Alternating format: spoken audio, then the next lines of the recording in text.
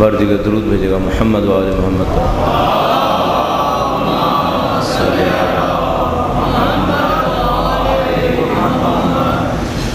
شب قدر پروردگار عالم کی طرف سے مغفرتوں کا وعدہ ہے انشاءاللہ۔ مرحومین بھی آپ کی اور ہماری طرف سے بھیج جانے والے ہدایت کی منتظر ہیں۔ نہیں معلوم کہ میں اور آپ سب آپ ان کے لیے بھیجواتے ہیں کس صورت میں ان تک پہنچتا ہے اور کتنے سخت وقت میں ان کے کام آتا ہے۔ اپنے مرحومین تک اس ثواب کو پہنچانے کے لیے اور خدا تعالیٰ کی وعدے کی ہوئی نعمتوں کو جذب کرنے کے لیے ایک دفعہ سورہ فاتحہ اور 3 مرتبہ سورہ اخلاص تلاوت فرمائیے۔ بسم اللہ الرحمن الرحیم الحمد للہ الرحمن الرحیم مالک یوم الدین ایاک نعبد و ایاک نستعین اهدنا الصراط المستقیم صراط الذین انعمت علیہم غیر المغضوب علیہم ولا الضالین۔ بسم اللہ الرحمن الرحیم قل هو اللہ احد اللہ الصمد لم یلد ولم یولد ولم یکن له کفوا احد۔ بسم اللہ الرحمن الرحیم قل هو اللہ احد اللہ الصمد لم یلد ولم یولد ولم یکن له کفوا احد۔ بسم اللہ الرحمن الرحیم قل هو اللہ احد اللہ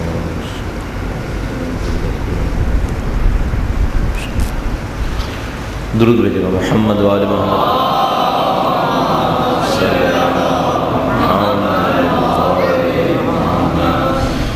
اعوذ باللہ من الشیطان الرجیم بسم اللہ الرحمن الرحیم الحمد للہ رب العالمین والصلاة والسلام علی سید الانبیاء والمرسلین حبیب الہ العالمین بالقاسم محمد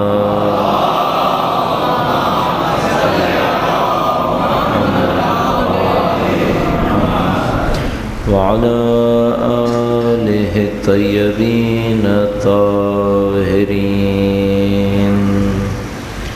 سیما بقیت اللہ فی الارضین۔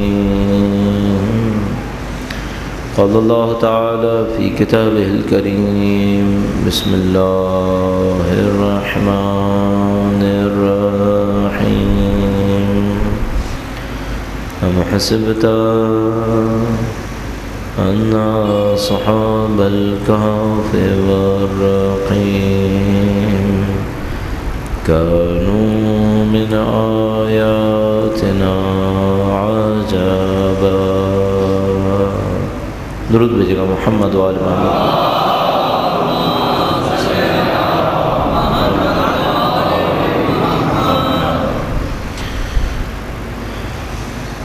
پروردگار عالم کے نظام پر اگر کوئی تھوڑی سی بھی آشنائی حاصل کر لے، اس کے بارے میں معلومات حاصل کر لے، بہت آسانی سے سمجھ جاتا ہے کہ خدا تعالیٰ نے کوئی چیز بے ہدف نہیں بنائی ہے، بے مقصد نہیں بنائی ہے، اور کوئی چیز بلا قانون نہیں بنائی ہے، بلا ضابطہ نہیں ہے۔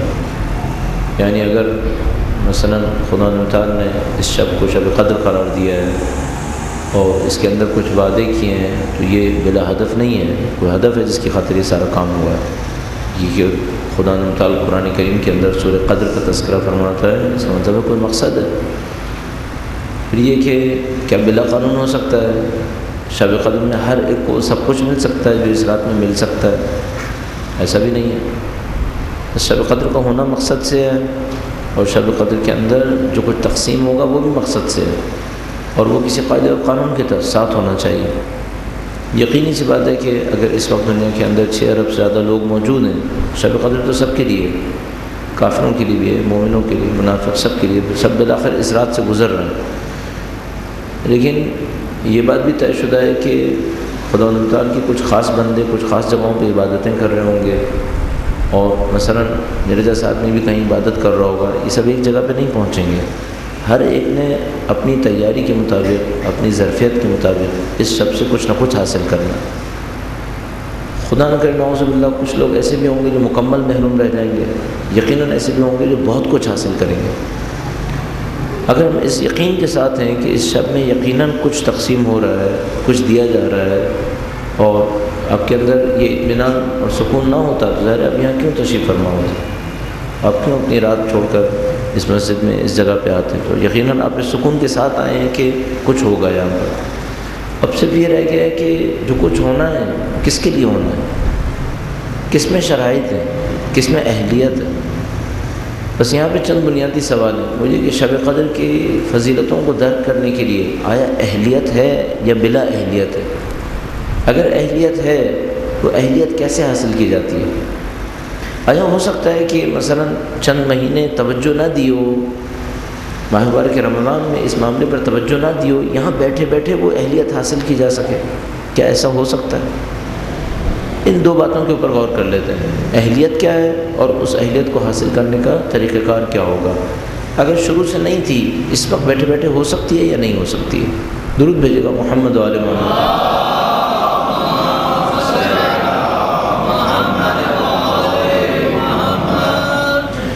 پہلی بات جو سمجھ میں آتی ہے وہ یہ کہ اہلیت اور معیار وہی ہونا چاہیے جو معمولاً تقویٰ اور پرہیزگاری کے معیار ہیں۔ یعنی مثال کے طور پر خدا تعالیٰ نے دل کی پاکیزگی چاہیے، پاکیزہ دل کی ندا شب قدر کے علاوہ بھی قبول ہے، شب قدر میں زیادہ قبول ہے۔ اگر کوئی پاکیزگی کے ساتھ خدا تعالیٰ کو پکارتا ہے، دل کی تمام تر سعادتوں کے ساتھ پکارتا ہے، شب قدر کے علاوہ بھی قبول ہے، اس میں زیادہ قبول ہے۔ اگلا سوال یہ ہے کہ دل کی پاکیزگی ہم کسے کہتے ہیں؟ یہ بھی ہمیں نظر آ رہا ہے کہ کچھ لوگ اس دنیا کے اندر مستجاب الدعویٰ ہیں، جو مانگتے ہیں ہو جاتا ہے۔ کچھ لوگوں کے ساتھ ایسا نہیں ہے، مانگتے رہتے ہیں، بہت مانگتے ہیں، نہیں ہوتا ہے۔ کچھ نہ کچھ فرق ہے باہر لوگوں کے اندر، کچھ لوگوں کی دعائیں واقعاً مستجاب ہیں، کچھ لوگوں کی دعاؤں میں کچھ زیادہ اثر نہیں ہے۔ تو کون سے دل وہ دل ہیں جن کی دعا مستجاب ہے، اور کون سے لوگ وہ لوگ ہیں کہ ظاہر اس کے اوپر ہمیں غور کرنے کی ضرورت نہیں ہے، ہمیں اس کو ہی دیکھ لینا کافی ہے۔ کون سے لوگ ہیں جو ایسے لوگ ہوتے ہیں جن کی دعا خدا قبول کر لیتا ہے فوراً؟ چند شرائط سمجھ میں آتی ہے۔ ایک یہ ہے کہ جیسے کہ روایات کے اندر مکرر ارشاد فرمایا، وہ یہ کہ اگر گناہوں کے ساتھ آلودہ دل ہو، اس کی دعا قبول ہونا بہت دیر سے ہے۔ پہلی شرط جو قرار پاتی ہے وہ یہ کہ پاکیزگی چاہیے، جو میں نے آپ کی خدمت میں عرض کیا، گناہوں سے پاکیزگی چاہیے۔ اب سوال یہاں پہ یہ ہے کہ کون سا ایسا انسان ہوگا جس نے گناہ نہیں کیا ہوگا؟ معصومین کے علاوہ تو کوئی قابل تصور نہیں ہے اصلا کسی نے اپنی زندگی میں گناہ ہی نہ کیا ہوگا، سب نے گناہ کیے ہوتے ہیں۔ ہاں، تو یہاں پر ہم معیار بنا لیتے ہیں، کچھ لوگوں نے زیادہ گناہ کیے ہوں گے، کچھ لوگوں نے کم گناہ کیے ہوں گے۔ جن لوگوں نے زیادہ گناہ کیے ہوں گے ان کی دعا دیر سے قبول ہوتی ہوگی، جن لوگوں نے کم گناہ کیے ہوں گے ان کی دعا بنسبتاً جلدی قبول ہوتی ہے۔ جیسا کہ دعائے کمیل کے اندر مولا امیر المومنین نے ارشاد فرمایا کہ خدا میرے ان گناہوں کو بخش دو۔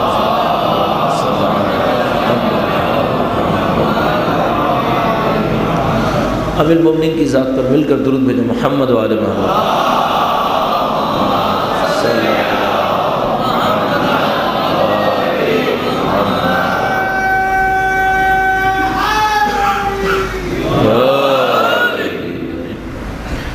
ارشاد فرماتے ہیں خدا ان گناہوں کو بخش دے جو دعاؤں کو روک لیتے ہیں، خدا ان گناہوں کو بخش دے جو برکتوں کو روک لیتے ہیں، خدا ان گناہوں کو بخش دے جو تیری رحمتوں کو روک لیتے ہیں۔ اس کا مطلب ہے گناہ مختلف اقسام کے ہیں۔ کچھ اقسام ایسی ہیں گناہوں کی جو معاشرے کی برکتوں کو روکتے ہیں، کچھ گناہوں کی اقسام ایسی ہیں جو انسان کی ذات کی دعاؤں کو روک لیتے ہیں، کچھ ایسے ہیں کہ جو انسان کی سعادتوں اور توفیقات کو روک لیتے ہیں۔ چلیے ایک بات طے شدہ ہے، یہ کہ آپ اپنے گھر سے نکل کر یہاں تک آئے، شب قدر کے اعمال کے لیے تیاری کر رہے ہیں، قرآن کریم دعا کی کتاب آپ کے سامنے ہے، اس کا مطلب ہے سعادتوں کی راہ کو روکنے والے گناہوں نے اس وقت اثر نہیں کیا۔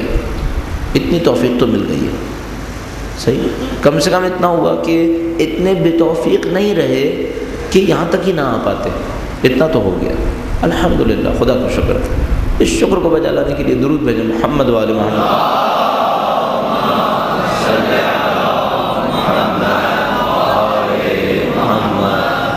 ایسا ہو سکتا تھا یہ بھی نہ ہوتا، ہاں یہ ہو سکتا تھا، خدا نہ کرے نعوذ باللہ کچھ ایسے گناہ کر گزرتے نعوذ باللہ تعالیٰ، یہ بھی نصیب نہ ہوتا، بہت برا ہو جاتا پھر تو۔ چلو کم سے کم اتنا ہوا کہ خدا تعالیٰ نے ان گناہوں سے محفوظ کر لیا، اور یا اگر سرزد ہوئے تو اس نے معاف کر دیے، شاید 20-22 دن روزہ رکھنے کے صدقے میں، 20-22 دن یا علی و یا عظیم یا غفور و یا رحیم کہنے کے صدقے میں اس علی عظیم غفور الرحیم نے سن لیا، معاف کر دیا، ادھر تک بلا لیا۔ اب آگے کا معاملہ، کچھ گناہ ایسے ہیں جو دعاؤں کو روک لیتے ہیں، شہادت تو مل جاتی ہے کہ دعا کر لیتا ہے لیکن دعا پوری نہیں ہوتی، ان گناہوں کا بھی حساب باقی ہے۔ ویسے تو ہر گناہ کا حساب باقی ہے، کیا پتہ کل کسی کی دعا لگی ہے جس کے نتیجے میں یہاں پہنچے ہیں، اپنا کوئی ہنر نہیں ہے، کسی کی دعا لگی ہے، مثلا کسی کو اس کی ماں کی دعا لگی، کسی کو اس کو والدین کی دعا لگ گئی، کسی نے سب کے لیے دعا مانگی، یہ بھی شامل ہو گیا اس میں۔ عجیب عجیب معاملے ہیں خدا کے۔ ایک آدمی کو کسی نے خواب میں دیکھا، پہلے عذاب میں دیکھا تھا، پھر دوبارہ نیکی میں دیکھا، جب مر رہا تھا حالت احتضار میں گویا تو دیکھتا تھا معذب ہے، عذاب ہو رہا ہے، سوچتا تھا یہ مرے گا بہت برا حشر ہوگا۔ جس رات دفن ہوا مرتے وقت دیکھتا معذب ہے، جس رات دفن ہوا ہے دیکھتا نہیں خوش ہے۔ پوچھا اب کیا ہوا؟ احتضار میں تو عذاب میں تھا، نیچے قبر میں آ کے صحیح ہے، کہنے لگا کہ آج فلاں عالم نے ایک نماز وحشت قبر پڑھی ہے، مجھے بھی شامل کر لیا، میں بھی شامل ہوا، بخش دیا، اللہ نے اس بہانے بخش دیا کہ تیرے نام کو اس شخص نے نماز وحشت میں شامل کیا ہے، تجھے معاف کرتا ہوں۔ خدا کی رحمت ہے، نہیں معلوم کہاں سے آتی ہے۔ یہ بھی ہو سکتا ہے کہ بھائی ہمارا کوئی کارنامہ نہیں تھا، پیچھے کسی کی دعا لگی تھی، چلو خدا نے متعلق نے کہیں سے بھی دیا، اتنی سعادت نصیب ہو گئی کہ یہاں تک تو آ گئے۔ اب معاملہ یہ ہے کہ شب قدر میں مانگیں گے، خدا دعا قبول کر لے۔ اس کے بھی کچھ گناہ ہیں جو رکاوٹ بنتے ہیں، اس کے لیے کیا کریں؟ اس کے لیے بہتر یہ تھا کہ ہم پہلی رمضان سے سوچتے، ماہ مبارک رمضان کی پہلی تاریخ سے سوچتے، اور بہتر یہ تھا کہ سارے سال سوچتے کہ ایسا کوئی گناہ سرزد نہ ہو جس سے بعد میں مشکل بن جائے گی، شب قدر دعا قبول نہیں ہوگی۔ ایسا کوئی گناہ سرزد نہ ہو کہ جب مرنے لگیں تو ملک الموت سختی کرے گا، ایسا کوئی گناہ سرزد نہ ہو کہ جب مرنے لگیں قبر میں جائیں عذاب قبر کا سامنا کرنا پڑ جائے۔ یہ سب چیزیں تو اس وقت سوچنی چاہیے تھیں جب عمل کو انجام دے رہے تھے۔ فرضاً خدا نہ کرے نعوذ باللہ ایسے اعمال بھی ہو گئے جن کے بارے میں معلوم ہے صحیح نہیں ہوئے، کون ہے ایسا جو نہیں کرتا ہے؟ سب میں کہیں نہ کہیں ملوث ہو ہی جاتے ہیں۔ تو ماہ مبارک رمضان میں شروع میں سوچنا چاہیے تھا، شروع سے دعا مانگتے ہوئے ایسے مانگنا چاہیے تھا جیسے کہ تقریباً ہر بڑی دعا کے اندر، ماہ مبارک رمضان کی دعاؤں کے اندر بار بار شب قدر کا تذکرہ آتا ہے۔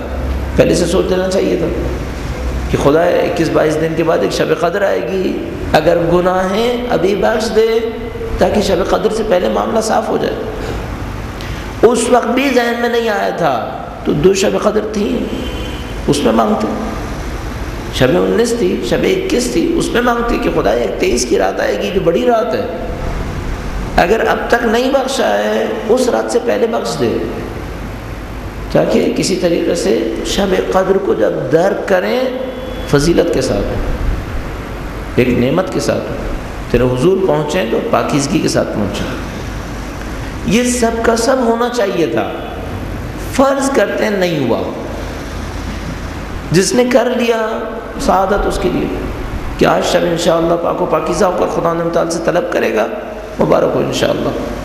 فرض کرتے ہیں نہیں کیا یا کیا، کیا پتہ وہ قبول ہوا یا نہیں ہوا؟ ممکن ہے میں نے 22 دن دعا مانگی خدا شب قدر کی سعادتوں کی خاطر میرے گناہوں کو بخش دے، کیا پتہ قبول ہوئی نہیں ہوئی؟ کسی بھی حالت میں تھا، اب ہوں شب قدر کے اندر، اب کیا کروں؟ اب کیا کروں؟ اب مجھے خدا تعالیٰ کے حضور پہنچنا ہے۔ 2-3 طریقے ہو سکتے ہیں، آپ جو چند گھنٹے وقت گزاریں گے وہ 2-3 طرح سے ہو سکتا ہے۔ ایک یہ ہے ایسے ہی بیٹھے رہیے، جو ہو رہا ہے ہوتا رہنے دیں، کریں اور گھر چلے جائیں، ثواب مل جائے گا۔ نہیں معلوم شب قدر ملے گی یا نہیں ملے گی، یہ نہیں معلوم، ہاں ثواب ملے گا۔ دیکھیں نا ابھی آپ یہاں پہ تشریف فرمائیں، مومنوں کا اجتماع کرنا ثواب ہے، ثواب مل رہا ہے، اللہ کے گھر میں آنا ثواب ہے، ثواب ملے گا۔ ذکر اہل بیت ہونا ثواب ہے، مصائب اہل بیت ہونا ثواب ہے، قرآن کریم کو دیکھنا ثواب ہے، سر پہ رکھنا ثواب ہے، دعا پڑھنا ثواب ہے، سب ثواب مل جائیں گے۔ آپ گھر چلے گئے، یہ شب قدر کا نہیں پتہ ملی یا نہیں ملی، اس طرح شب قدر نہیں ملے گی۔ کوئی بیٹھا رہے یہاں پر، جو ہو رہا ہے ہوتا رہنے دو، بعد میں گھر چلے گئے، ہاں ٹھیک ہے، چند ثواب مل جائیں گے۔ شب قدر ملی یا نہیں ملی، اس کا اصلی ثواب ملا یا نہیں ملا یہ نہیں معلوم، اس کا نہیں معلوم۔ اس کے لیے کیا کرنا ہوگا؟ اس کے لیے کچھ چیزوں کو تیار کرنا پڑے گا۔ پہلی چیز، پھر وہی جملہ دوبارہ آئے گا، پہلی چیز مجھے دیکھنا پڑے گا میرے دل پہ کوئی داغ دھبے تو نہیں ہے کہیں۔ تقریباً سکون سے کہہ سکتے ہیں کہ اگر پرانے کسی حساب کتاب کو رکھا چھوڑ کر آیا ہوں، اب خدا سے مانگ رہا ہوں کہ خدا دعا قبول کرے، اس کو صاف کیے بغیر، پھر معاملہ صحیح نہیں ہوگا۔ تو مجھے کیا کرنا چاہیے؟ انتہائی سنجیدگی کے ساتھ یہ سوچنا چاہیے کہ اس سے پہلے کہ اعمال میں داخل ہوں خدا میرے اوپر کوئی لطف و کرم کر دے، یہ معاملہ پہلے صاف ہو جائے، یہ پہلے صاف ہو جائے۔ کیونکہ وہ سابقہ اگر چلتا رہا اور میں نے اعمال بھی کر لیے، میں نے عرض کیا اعمال کا ثواب ملے گا، وہ تو خدا نے وعدہ کیا نا، ہر عمل کا ثواب ہے۔ آپ قرآن کریم کو چہرے سے یوں دیکھیں گے ثواب ہے، لیکن قرآن کریم سے دیکھنے کا ایک ثواب ہے، پڑھنے کا ایک ثواب ہے، عبرت حاصل کرنے کا ایک ثواب ہے، سیکھنے کا ایک ثواب ہے، سب علیحدہ علیحدہ ہے، سب کا سب علیحدہ علیحدہ ہے۔ مثلا ایک آدمی نے، کسی نے پوچھا مثلا میں نماز جعفر طیار پڑھنا چاہتا ہوں، اس میں لکھا ہے 15 دفعہ یہ کہے، 10 دفعہ یہ کہے، 10 دفعہ یہ کہے۔ میں نے نہیں 15 دفعہ کہا، 8 دفعہ کہا، پھر کیا ہوگا؟ کہا ٹھیک ہے، سبحان اللہ والحمد للہ ولا الہ الا اللہ واللہ اکبر، ایک دفعہ پڑھنا بھی ثواب ہے، 8 دفعہ پڑھنا بھی ثواب ہے، یہ ثواب مل جائے گا۔ نماز جعفر طیار کا ثواب نہیں ملے گا، وہ نہیں ملے گا۔ کیوں؟ وہ 15 دفعہ پہ ہے، وہ 10 دفعہ پہ ہے، اس کا ثواب نہیں ملے گا۔ ماں باقی چھوٹا موٹا ثواب اور چیزوں کا بھی ہے، وہ مل جائے گا۔ تو یہ سب ہیں، اتنے لوگ یہاں پہ تشریف فرما ہے، بیٹھنا ثواب ہے، اجتماع مومنین ثواب ہے، یہ سارے ثواب مل جائیں گے، قدر نہیں ملے گی، شب قدر نہیں مل رہی۔ اور آپ ظاہراً شب قدر کے لیے تشریف لائیں، آپ صرف اجتماع کے لیے نہیں آئے، صرف مسجد میں آنے کی خاطر نہیں آئے، آپ چاہتے ہیں شب قدر کے ثواب کو نصیب ہو جائے آپ کو اور ہمیں۔ اس کے لیے کیا کرنا ہوگا؟ عرض ہوا پہلے پچھلے حساب کو صحیح کرنا پڑے گا۔ جو پچھلا حساب کیسے صحیح ہوگا؟ ایک کام یہ ہو سکتا ہے، جتنا ممکن ہے اپنے ذہن کے اندر پچھلے گناہوں کو لا کر استغفار کرو، خدا عاصیوں گنہگاروں بخش دے، شب قدر ہے، تیرے بندے جمع ہوئے ہیں، ان میں سے کچھ ایسے ہوں گے جو شب قدر کو پہنچ جائیں گے، میری بدقسمتی ہے کہ میں ان کے درمیان بیٹھا رہوں اور نہ پہنچوں، مجھے معاف کر دیں، اپنا حساب صاف کر لیں۔ پرانی چیزیں کچھ جمع ہوئی ہیں، ان کو خدا کے حضور پیش کر دے، خدا یہ بھی غلط کیا تھا، یہ بھی غلط کیا تھا، اعتراف کرتا ہوں غلط کیا تھا، عہد کرتا ہوں اب نہیں کروں گا، معاف کر دے۔ یہ اعتراف اور یہ عہد ایک اور ارادے کے ساتھ ہو، وہ کیا؟ جتنا اس خرابی کا نتیجہ نکلا تھا اسے بھی صحیح کروں گا، اسے بھی صحیح کروں گا۔ نعوذ باللہ تعالی کسی کے ہاتھ میں کوئی غصب ہوا پیسہ ہے، اعتراف کرتا ہے، عہد کرتا ہے نہیں کروں گا، اور پیسہ اپنی جگہ پہ چھوڑ دے، پھر کوئی فائدہ نہیں ہے، اس کو بھی تو دینا پڑے گا۔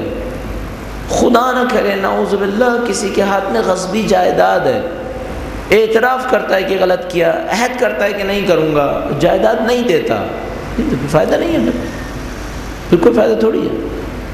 خدا نہ کرے نعوذ باللہ پہلے کچھ فحشا دیکھیں، اعتراف کرتا ہے کہ دیکھیں، عہد کرتا ہے کہ نہیں کروں گا، اس کے باوجود وہ تمام وسائل ابھی بھی گھر میں ہیں، اس کا مطلب پشیمان نہیں ہے، یہ اس کا مطلب نہیں ہے اس کے اندر۔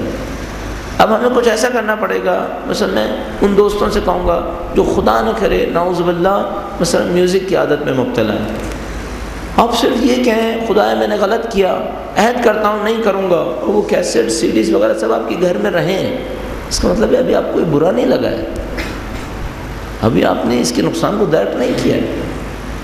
ایک آدمی جانتا ہے تیزاب پینے سے نقصان ہوتا ہے، ایک دفعہ نقصان دیکھ چکا ہے، پھر دوبارہ پیے گا؟ یہ دوبارہ کیوں پی رہا ہے؟ اگر جانتا ہے کہ غلط ہے ختم کرے پھر، اب کیوں؟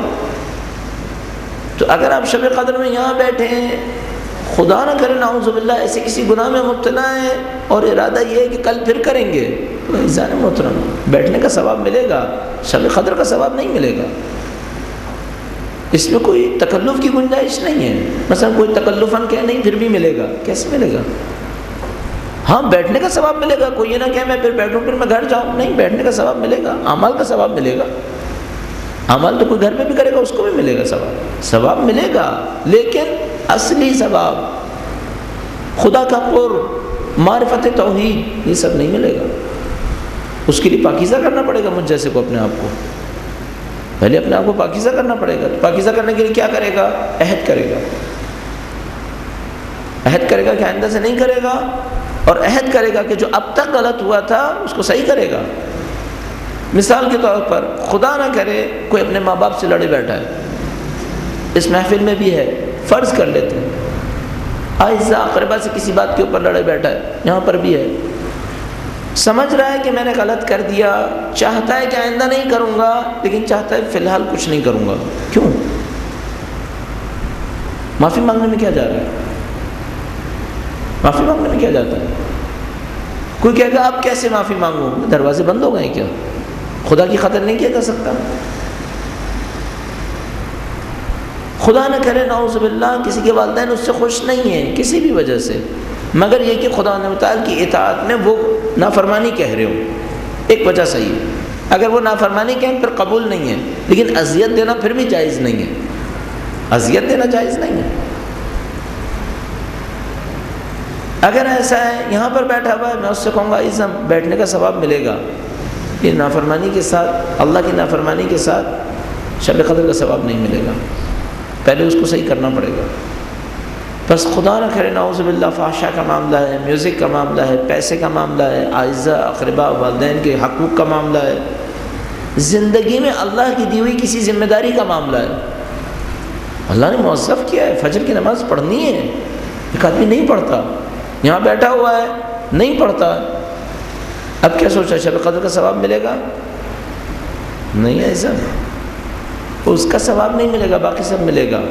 کیا کریں؟ آج عہد کر کے اٹھے کہ خدا گرچہ نہیں پڑھتا تھا، اب عہد کرتا ہوں اب پڑھوں گا، عہد کرتا ہوں کہ پڑھوں گا، جو پچھلی پڑھی ہیں ایک کم از کم قضا کر دے، چند قضا کرے اس میں سے، کیوں؟ تاکہ خدا سے کہے خدا دیکھ میں اپنے عہد کے اندر سنجیدگی سے کام کر رہا ہوں، ابھی سے قضا کرنا شروع کر دی، خدا کے سامنے اظہار کروں نا کہ ہاں ٹھیک ہے خدا جو وعدہ کر رہا ہوں پکا وعدہ کر رہا ہوں، پورا کروں گا۔ تو جتنے بھی ایسے کام ہیں ان کو پہلے نپٹا لے، پہلے ان تمام کاموں کو کر لے کہ جتنے ایسے گناہ ہیں ان کے اثرات ختم ہو، جتنے ایسی چیزیں جو نافرمانیاں رہ گئی ہیں وہ نافرمانیاں پہلے ختم ہوں۔ مثلا نماز کو اہمیت نہیں دیتا، اول وقت نہیں پڑھتا، بعد میں پڑھتا ہے، عہد کرے نہیں خدا اب تک غلط کیا تھا، تیری نماز کو اہمیت دوں گا، تیری بندگی کو اہمیت دوں گا، اول وقت پڑھوں گا، پڑھتا ہے صحیح نہیں پڑھتا، توجہ سے نہیں پڑھتا ہے، ادھر ادھر ذہن جاتا رہتا ہے، عہد کرے خدا غلطی ہوئی ہے، قبول نہیں خدا نے مطالعہ کو کوئی نماز کے اندر ادھر ادھر توجہات کو لے کر جائے، چاہتا ہے اسٹرکٹلی دیکھو میری طرف دیکھو، جب میں نے بلایا ہے تمہیں اور تم آئے ہو تو کہیں اور کیوں دیکھتے ہو؟ یہ سارے کام ہمیں پہلے کرنے پڑیں گے تاکہ ہمیں شب قدر کی فضیلت ملے۔ شب قدر کی فضیلت کوئی آسان چیز نہیں ہے، یہ ایک سخت معاملہ ہے۔ اگر دیکھیں نا اگر سخت معاملہ نہ ہوتا یہ 21 دن سے 22 دن سے خدا شب قدر کا تذکرہ کیوں کروا رہا تھا بار بار؟ تقریباً ہر بڑی دعا کے اندر کہیں نہ کہیں شب قدر کا تذکرہ آتا ہے، اتنی اہمیت قرآن کریم۔ بس عزیز محترم یہ جو آپ تشریف فرما ہوئے ہیں یہ خدا نے سعادت دی ہے، اب اس سعادت کو آخر تک لے کر جائیے۔ کچھ چیزیں الحمدللہ رب العالمین اچھی ہو گئی ہیں، مثلا ابھی ذکر اہل بیت ہوا، آپ نے مصائب سنے، ذکر مولانا ابوالفضل عباس ہوا، برکت ہے انشاءاللہ تعالی، ان کے نام پر درود بھیجیں محمد و آل محمد۔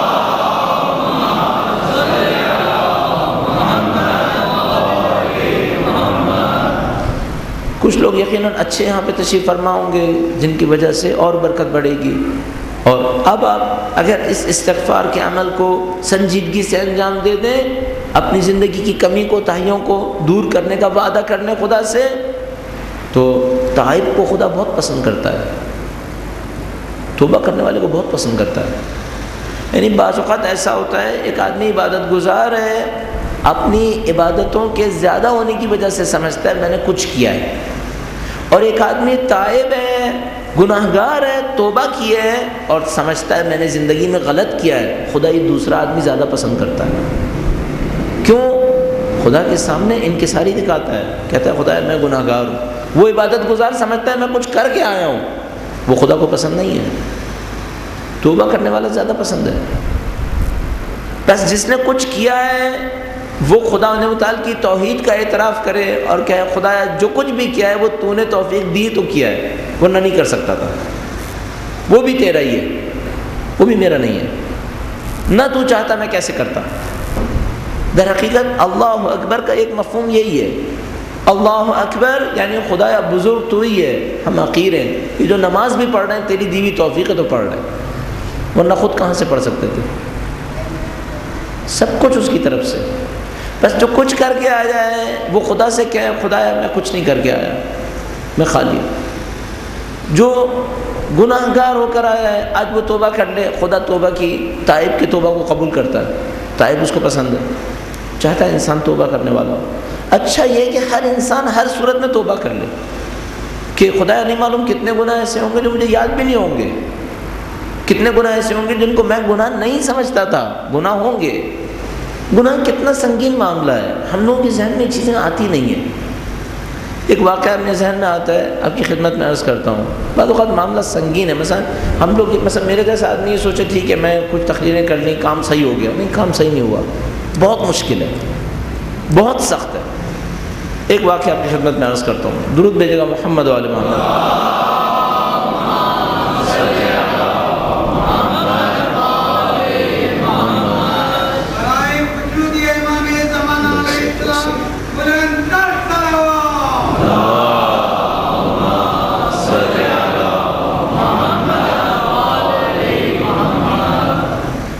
ایک آدمی کسی آدمی سے وعدہ کرتا ہے، کہتا ہے میں تمہاری لڑکی سے اپنے لڑکے کا نکاح کرنا چاہتا ہوں، شادی کرنا چاہتا ہوں.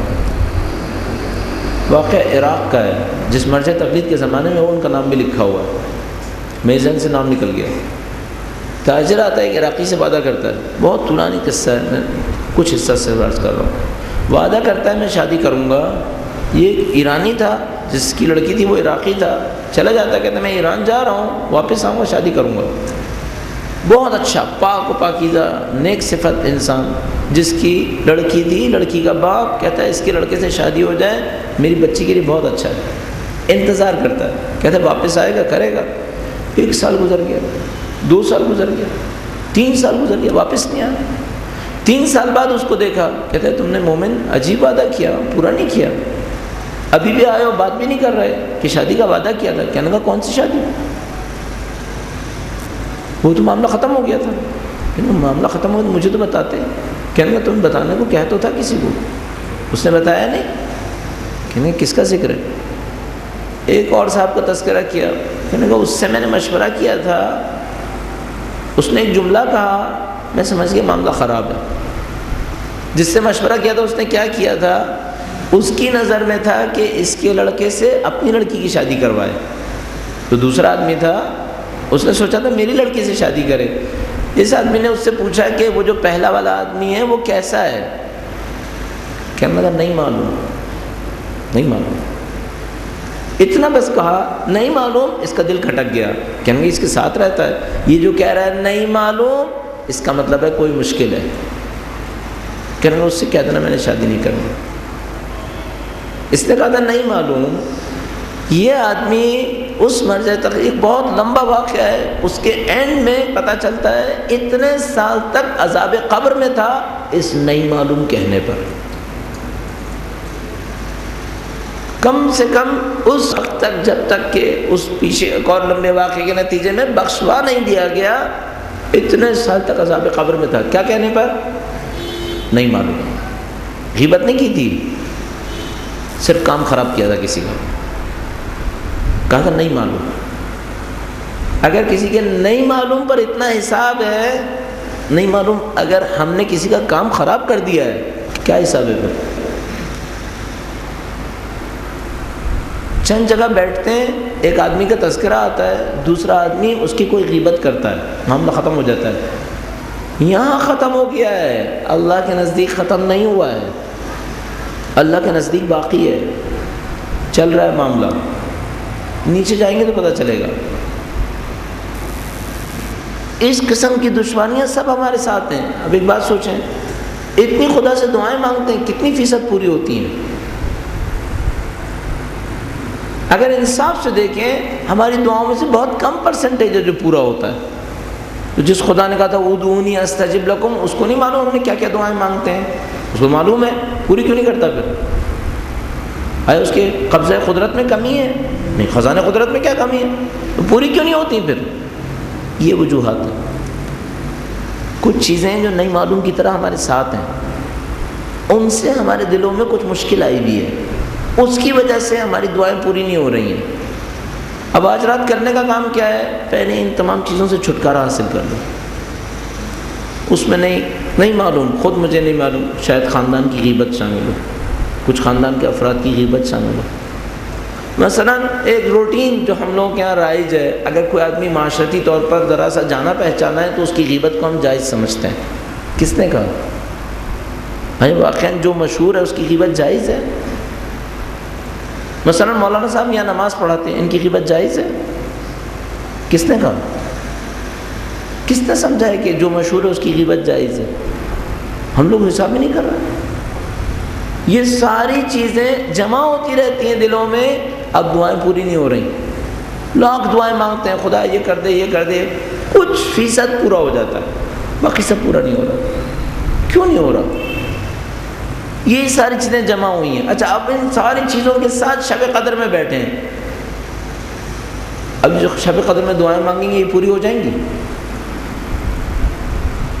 کہیں سے تو حساب کرنا پڑے گا. ایک روایت ہے، فرماتے ہیں حاسبوا قبل ان تحاسبوا، اپنا حساب لے لو اس سے پہلے کہ تمہارا حساب لیا جائے گا. آپ کا میرا حساب ہونا ہے، میرا بھی حساب ہونا ہے، آپ کا بھی حساب ہونا ہے. اس سے پہلے کہ ہم قبر میں اتریں پھر حساب ہو، ابھی حساب کر لو، ابھی شب قدر میں حساب کر لو. جن جن کی غیبتیں کی ہیں کم از کم ندامت تو ہو کہ ہاں ہم نے غلط کیا ہے. اگر کسی کا حق ہے کم سے کم ندامت ہو کہ ہاں بھائی غلط ہوا ہے. اچھا کیا ایسا ہو سکتا ہے آج میں بیٹھوں سچے دل سے توبہ مانگوں، خدا آج ہی بخش دے اور شب قدر کی فضیلت دے دے؟ ہو سکتا ہے، بالکل ہو سکتا ہے، یقیناً ہو سکتا ہے. یعنی اب تک گناہ گار تھا، کسی سعادت کے نتیجے میں مثلا اس محفل میں آ گیا ہے، اس مجلس میں موجود ہے، یہاں پر آتا ہے، کچھ سنتا ہے، سچے دل سے توبہ کرتا ہے، تائب بندہ بن جاتا ہے. آیا خدا شب قدر کی فضیلت دے دے گا؟ بالکل دے دے گا. یہی تو شرائط تھی، پوری ہو گئی. شرط یہی تھی. ایسا پہلے ہوا ہے، بہت دفعہ ہوا ہے، بہت دفعہ ہوا ہے. حضرت موسیٰ علیہ السلام کے بعض واقعات بہت مشہور ہیں، چونکہ کلیم اللہ تھے، خدا تعالیٰ کا ان کے اوپر لطف و کرم بہت زیادہ تھا اس معاملے میں، اس خاطر ان کے واقعات زیادہ مشہور ہیں. ایک بہت بڑے عارف آقا حسین انصاریان نام کر کے دعائے کمیل، بہت زبردست دعائے کمیل پڑھا کرتے تھے، ایران میں بہت مشہور تھی. علم عرفان کے اوپر کئی جلدی کتابیں لکھی تھیں انہوں نے، عرفان اسلامی نام کر کے. بہت وسیع ان کا علم، اور ساری کتاب قبلہ رخ ہو کر باوضو لکھا کرتے تھے. ساری کتابیں قبلہ رخ باوضو لکھتے تھے.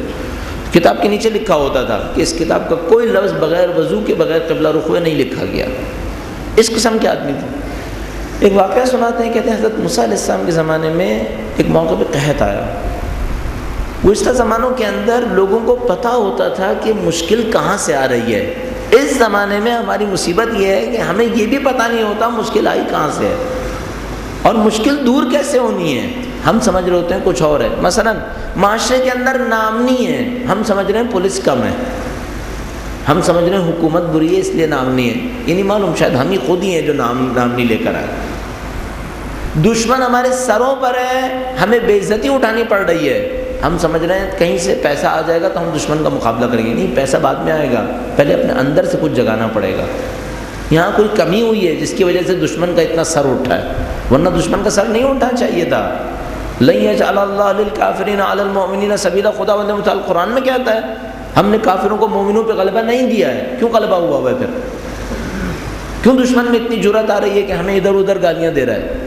اس کا مطلب ہے ہم نے کچھ کیا ہے. نہ کیا ہوتا تو یہ سزا تھوڑی جھیلنی پڑتی کہ اجتماعی طور پر ہمارے ساتھ ناانصافی ہو رہی ہے، ہم عدل کا مطالبہ نہیں کر پا رہے. یہ کہ ہم پہ ظلم ہو رہا ہے اور ہم اس ظلم کو دور نہیں کر پا رہے، یہ معاشرتی ناانصافی کسی گناہ کے نتیجے میں. قحط آیا حضرت موسیٰ علیہ السلام کے زمانے میں، لوگ اللہ کے نبی کے پاس آ گئے، اللہ کے نبی قحط آیا، فرمایا اللہ کی بندگی کرو قحط دور ہوگا. کہا اللہ کی بندگی کریں، کیا کریں؟ فرمایا قحط کے لیے نماز استسقاء پڑھو، صحرا میں جاؤ اللہ کے حضور فریاد کرو. کہا ٹھیک ہے جیسا آپ کا حکم. صحرا میں گئے، نبی خدا ساتھ ہیں. اب نبی خدا سے بڑھ کر کون کیا لائے گا؟ صاحب شریعت اولو العزم نبی ساتھ ہیں. صحرا میں گئے، دعا کی، نماز استسقاء، سب کچھ، بارش نہیں ہوئی. لوگوں نے کہا اللہ کے نبی یہ تو ہم رحمت خدا سے نا امید ہو جائیں گے اس طرح، آپ سے بڑھ کر کون لائیں گے اب ہم؟ آپ معصوم ہمارے ساتھ کھڑے ہیں، آپ بھی دعا مانگ رہے ہیں پوری نہیں ہو رہی، ہم بندگان خدا رحمت سے نا امید ہو گئے اس طرح. تو حضرت موسیٰ نے خدا سے کہا خدایا یہ بندے تیری رحمت سے نا امید ہو جائیں گے، سب کچھ ہے پھر بھی. خدا تعالیٰ نے فرمایا ان کے درمیان ایک بندہ ایسا ہے سخت گناہ گار ہے، باغی ہے، نہ صرف گناہ کرتا ہے، گناہ پہ اکڑتا بھی ہے. جب تک بیٹھا ہے بارش نہیں ہوگی، جب تک بیٹھا ہے بارش نہیں ہوگی. اس سے کون یہاں سے اٹھ کے جائے؟ حضرت موسیٰ علیہ السلام مجبور ہو گئے، لوگوں کے سامنے کہا ہے لوگوں خدا بارش برسانا چاہتا ہے. ایک گناہ گار ایسا ہے نہ صرف گناہ کرتا ہے، شرمندہ نہیں ہے، خدا کے سامنے اکڑتا بھی ہے. بارش نہیں ہوگی، جب تک وہ بیٹھا ہے بارش نہیں ہوگی. ایک ہی راستہ ہے، نکل کے باہر جائے، نکل کے باہر چلے جائے. تم میں سے جو کوئی اپنے آپ کو سمجھتا ہے ایسا ہے وہ نکل کے باہر جائے. جو بندہ واقعاً ایسا تھا اس نے دیکھا میں بے عزت ہو گیا، میں بے عزت ہو گیا. اب تک اگر وہ ستار العیوب تھا، اب میرے پردے کو آشکار کرنا چاہتا ہے. اب میں اٹھ کے نہ جاؤں تو لوگ بارش نہ ہونے سے مر رہے ہیں، اگر اٹھ کے جاتا ہوں میں بے عزت ہو گیا، لوگ پہچان لیں گے کہ میں وہ باغی ہوں، بعد میں مجھے لعن طعن کریں گے، کوئی مجھے آنے نہیں دے گا اپنے گھر کے اندر، میرا تو کام ختم ہو گیا. وہیں بیٹھے بیٹھے اپنا سر زانوں میں دیتا ہے، خدا سے کہتا ہے خدایا تو نے اب تک عزت رکھ لی تھی، آج اور عزت رکھ لے، کل سے اچھا بندہ بن جاؤں گا، معاف کر دے. اب تک تو ستار تھا، آج اپنی ستاریت کو کیوں ختم کر رہا ہے میرے لیے؟ میں نے گناہ کیا ہے، بندوں کو تو نے سزا نہ دے، آج توبہ کرتا ہوں، آج عزت بچا لے، کل سے ختم کر دوں گا، آج عزت بچا لے میری. ابھی حضرت موسیٰ اعلان کر رہے تھے کہ اے لوگوں اٹھ کے جاؤ، جو گناہ گار ہے وہ جائیں. دیکھا بارش آنا شروع ہو گئی، بادل آئے، بارش برسنا شروع ہو گئی. حضرت موسیٰ نے کہا اے خدایا کوئی اٹھ کے نہیں گیا، تو نے بارش کیوں برسائی؟ ابھی تو کہا تھا بارش نہیں کروں گا. حضرت موسیٰ کو جواب ملا موسیٰ دوبارہ نماز پڑھنے کی ضرورت نہیں ہے، وہ جو تائب ہے وہ بارش کے لیے دعا کر رہا ہے، اب بارش اس کی دعا سے آئی ہے. کہا یا اللہ تیرے توبہ کرنے والے کی دعا اتنی مقبول ہے کہ ابھی ہم نے دعا نہیں کی، وہ دعا کر رہا ہے تو بارش دے رہا ہے. کہتے ہیں ہاں توبہ کر لی ہے اس لیے مقبول ہے، اس کی دعا پہ بارش آئی ہے. حضرت موسیٰ نے کہا خدایا تو نے اپنے اس محبوب بندے کا نام مجھے نہیں بتایا، اپنے اس بندے کا نام بتا، میں اس کے پاس پہنچوں گا، اس کا شکریہ ادا کروں گا. فرمایا موسیٰ جب گناہ گار تھا تو میں نے نام نہیں بتایا، اب تو میرا اچھا بندہ ہے، اب کیوں بتاؤں گا؟ اس کے عیب میں دکھانا نہیں چاہتا تھا، میں چاہتا تھا یہ ہوشیار ہو جائے، یہ جاگ جائے، ورنہ اس وقت بھی نہیں چاہتا تھا کہ اس کے عیب دوسروں کے سامنے آشکار کروں. خدا ستار ہے عزیزوں، ہمارے اور آپ کے عیوب چھپا کے رکھے ہوئے خدا نے. اگر آشکار کر دیں ہم ایک دوسرے کو سلام نہیں کریں گے، ہم ایک دوسرے کی شکل نہیں دیکھیں گے. خدا ستار ہے، نہ کریں گے وہ ستاریت ختم ہو جائے، ستاریت باقی رہے. اس کا پردہ ستر ہم لوگوں کے ساتھ چلے. ہم میں سے کوئی نہیں ہے جس نے گناہ نہ کیے ہوں، سب نے گناہ کیے ہیں، لیکن ستاریت چاک چاک نہ ہو، پارا پارا نہ ہو، ستاریت باقی رہ جائے. خدا تعالیٰ سے طلب کر سکتے ہیں، خدا اب تک ستار تھا، اب بھی بخش دے، آئندہ کے لیے بہتر ہو جائے گا. شب قدر وسیلہ تلاش کریں خدا تعالیٰ سے مغفرت طلب کرنے کے لیے. اور کون سا وسیلہ در اہل بیت سے بڑھ کر ہے؟ کون سا در اہل بیت سے بڑھ کر ہے وسیلہ بنانے کے لیے؟ آپ کے پاس بحمداللہ حب اہل بیت ہے، حب اہل بیت کے دامن کو لے کر آگے بڑھیے، خدا تعالیٰ کے سامنے گریہ وزاری کریں، پکاریں اسے. اور اگر کہیں سے شروع کرنا ہے، خدا تعالیٰ انشاءاللہ نصرت کرے، سیدہ کے در کے اوپر کھڑے ہو جائے، سیدہ کے نام پر مانگیں، بیوی کے نام پہ طلب کریں. خدا تعالیٰ سے کہیں خدایا اس مظلومہ کا واسطہ جس نے زندگی میں اپنی بہت مصیبتیں اٹھائیں ہمیں جگانے کے لیے، ان کا واسطہ جنہوں نے اپنے گھر کی ہر چیز قربان کی، اپنی اولاد سمیت سب کچھ قربان کر دیا، ہمیں بتانے کے لیے. بیوی کون ہے؟ بیوی وہ ہیں جن کو خدا نے متعلق بتانا چاہتا ہے. سب کا تعارف بیوی کے ذریعے کرواتا ہے، بیوی کا تعارف نہیں کروایا. اصحاب کسا کے لیے بیوی کے سے تعارف کرواتا ہے، یہ ان کے بھائی ہیں، یہ ان کے والد ہیں، یہ ان کے بیٹے ہیں، یہ ان کے شوہر ہیں. اے خدایا تو نے خود سیدہ کے بارے میں کیا کہا؟ اہل بیت کہتے ہیں وَالسِّرِّ الْمُسْتَوْدَعِ فِيهَا، اور اس راز کی قسم جو سیدہ کی ذات میں تھی. سبحان اللہ. رسول کا تعارف ہے کہ یہ ان کے باپ ہیں، حسنین کا تعارف ہے کہ یہ ان کے بیٹے ہیں، علی کا تعارف ہے کہ یہ ان کے شوہر ہیں، اور فاطمہ کا کیا تعارف ہے؟ اس راز کی قسم جو ان کے اندر ہے. یا اللہ کون سا راز ہے؟ وَالسِّرِّ الْمُسْتَوْدَعِ فِيهَا، کون سا راز ہے خدایا؟ اب اگر اس راز کو دیکھیں تو راز کوئی ایسا راز ہے کہ 1400 سال سے قبر بھی چھپی ہوئی ہے. کوئی ایسا راز ہے 1400 سال سے قبر بھی چھپی ہوئی ہے کہ خدا نے کہا کہ اس ہستی کی قبر سے بھی محروم کر دوں گا. اے خدایا کتنا ستم ہوا ہوگا سیدہ پر کہ خدا کو اتنا غصہ ہے.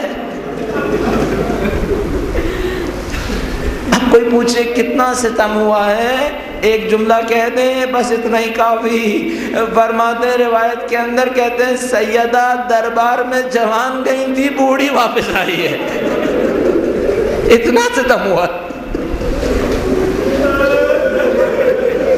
اب نہیں معلوم کیا کچھ ہوا، کتنا ستم ہوا.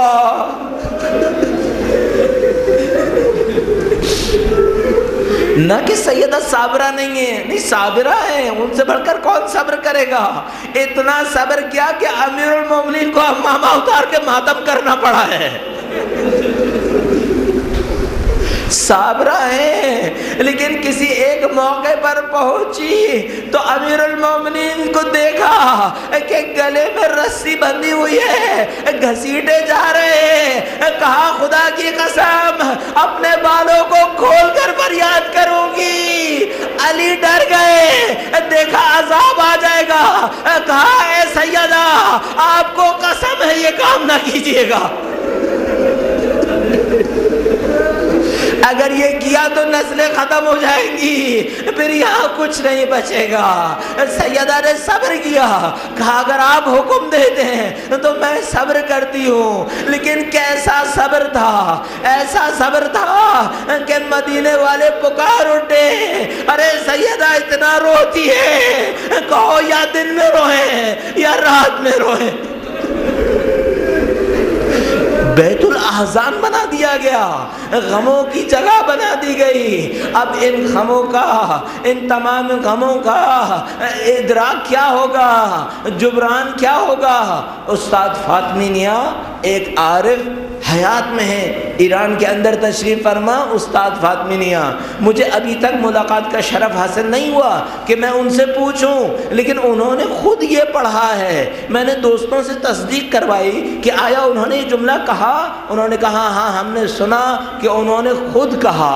استاد فاطمی نیا نے ریفرنس اس لیے دیا تاکہ آپ لوگ مطمئن ہو جائیں کہ ایسا ہوا۔ استاد فاطمی نیا کیا کہتے ہیں؟ ایک جملہ عرض کر دوں، یہ وہ رات ہے جس میں بار بار سلامتی امام زمانہ کے لیے دعا کرنی ہوتی ہے، بار بار وقت کے امام کی سلامتی کے لیے دعا کرنی ہوتی ہے۔ آپ کے امام کا وجود کیسا وجود ہے؟ ایک جملہ، سیدہ پر دروازہ گرا، پہلا جملہ کہا یا مہدی ادرکنی،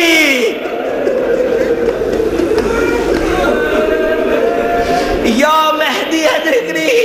اپنے امام کے حضور سلام کروں گا، اے مولا ہماری خاطر نہیں، اپنی جدہ ماجدہ کا انتقام لینے کے لیے تشریف لے آئیے۔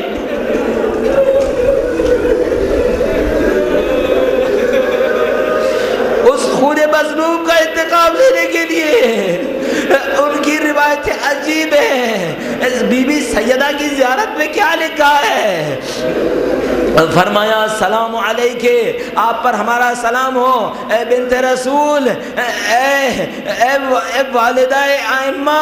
ایک موقع پہ پہنچتے ہیں، کہتے ہیں المغصوبۃ حقھا، یہ وہ ہیں جن کا حق غصب کیا گیا۔ اور ایک جگہ پہ پہنچ کے کیا لکھا ہے؟ المکسورۃ ضلعھا، جس کا پہلو توڑ دیا گیا۔ المکسورۃ ضلعھا۔ اپنے امام کے حضور عرض کریں، اے مولا، اے مالک کائنات، خدا کے دیے ہوئے اس مقام پر فائز حجت ہے خدا، آپ کے سامنے التجا ہے، ان آنسوؤں کے صدقے میں جو سیدہ کے غم میں بہائے گئے، آپ کے حضور التجا، ہمارے گناہان صغیرہ و کبیرہ کی شفاعت فرمائیں۔ اے مولا، اے مولا، ہمارے دست نیاز آپ کی طرف ہیں، خدا نے آپ کو شفیع قرار دیا، واسطہ محمد و آل محمد کا۔ اے پروردگار، تجھے اس امام کی مقام شفاعت کا واسطہ شب قدر ہے، تجھے واسطہ محمد و آل محمد کا ہمارے اور ہمارے مرحومین کے گناہان صغیرہ و کبیرہ کی مغفرت فرما۔ اے پاک پروردگار، آج کی رات شب قدر میں تو نے یہاں تک بلایا، نہیں معلوم اگلی شب قدر شاید قبر میں گزرنی ہو، تجھے واسطہ محمد و آل محمد کا، تجھے سیدہ کے مکسور پہلو کا واسطہ ہے پاک پروردگار، شب قدر کی تمام فضیلتیں ہمارے لیے منظور فرما۔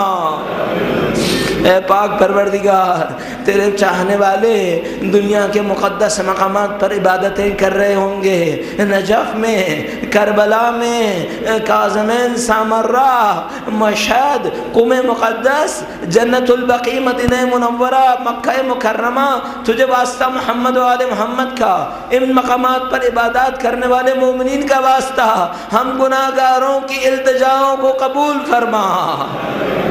اے پاک پروردگار، تیرے بندے نہیں معلوم کن کن معنوی مقامات پر پہنچ گئے، ہماری زندگیاں گناہوں میں گزر گئیں، تجھے واسطہ محمد و آل محمد کا، تجھے اہل بیت کی مظلومیتوں کا واسطہ ہمیں ان مقامات معنوی تک پہنچنے کی سعادت نصیب فرما۔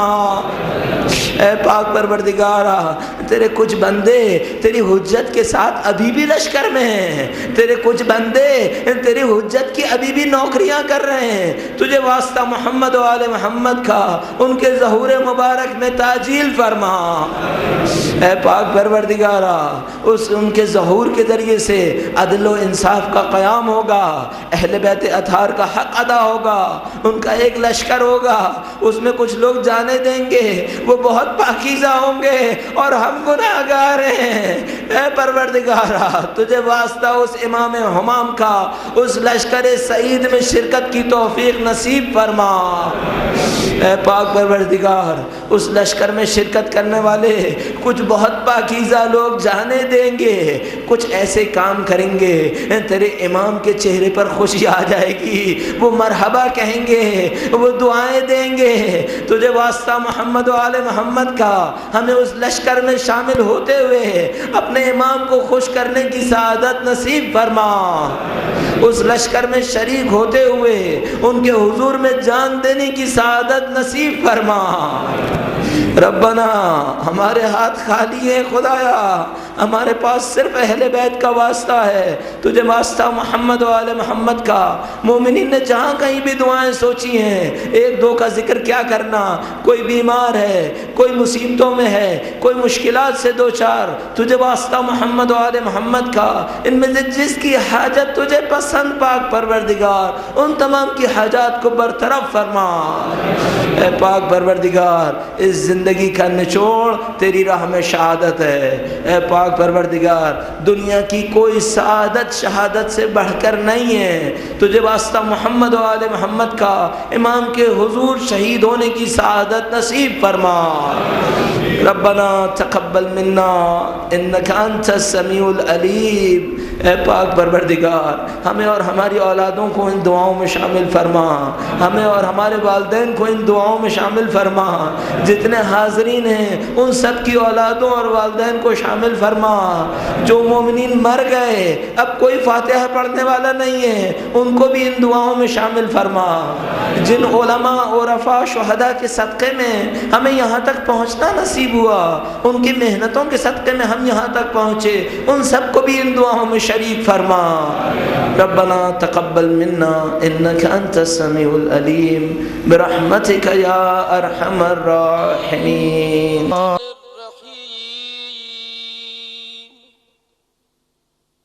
اللهم كن لوليك الحجة ابن الحسن صلواتك عليه وعلى آبائه في هذه الساعة وفي كل ساعة وليا وحافظا وقائدا وناصرا ودليلا وعينا حتى تسكنه أرضك طوعا وتمتعه